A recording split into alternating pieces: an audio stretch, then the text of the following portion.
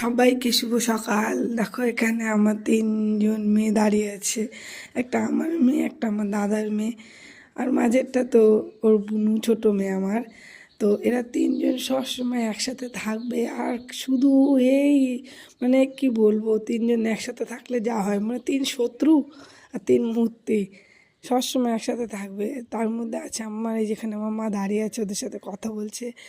এখন আমরা সবাই বাড়ি চলে এসেছি, আমরা বাড়ি যাচ্ছি। সাইডে যেটা দেখতে পাচ্ছি ওটাও হলো আমাদের একটা বাড়ি, কিন্তু এখানে বাবা মা থাকে আর ভিতরে থাকে। আমরা যখন যাই তখন আমরা ওই মাটির বাড়িটাতেই থাকি, আর এই সাইডে আমার বাবা মা, আমার দাদা, ওরা এখানেই থাকে।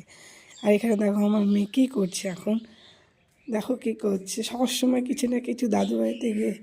তো দুপুরবেলা খেয়ে দিয়ে একটু চলে এসেছিলাম আমরা মেলাতে, বেশিক্ষণ থাকিনি। আর এই যে এই সময়টা আমরা সকালে উঠে রেডি হয়ে গেছি, বাড়িতে আসবো, সেই জন্য মেয়ে স্কুল যাবে।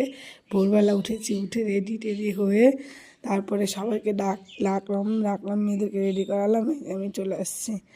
এখন আমি যাচ্ছি, এটা হলো আমার বোনের ছেলে, ওকে কোলে নিয়ে আছি আমি, যে যাবো। এই সময় আমরা যতই যাব বলি, এই যাচ্ছি, আবার একটু থেমে যাচ্ছি, আবার একটু গল্প করছি।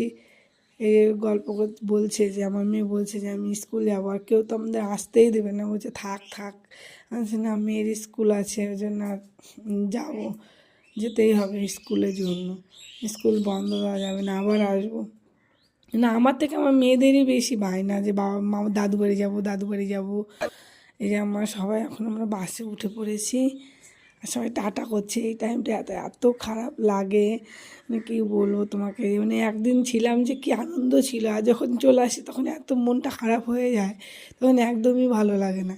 আর যখন যাই তখন খুব আনন্দ লাগে, যে কখন যাব, ওদেরকে দেখবো, থাকবো, সবাইকে একসাথে থাকতে খুব মজা। মানে দিনটা যে কীভাবে পার হয়ে যায় বুঝতেই পারি না।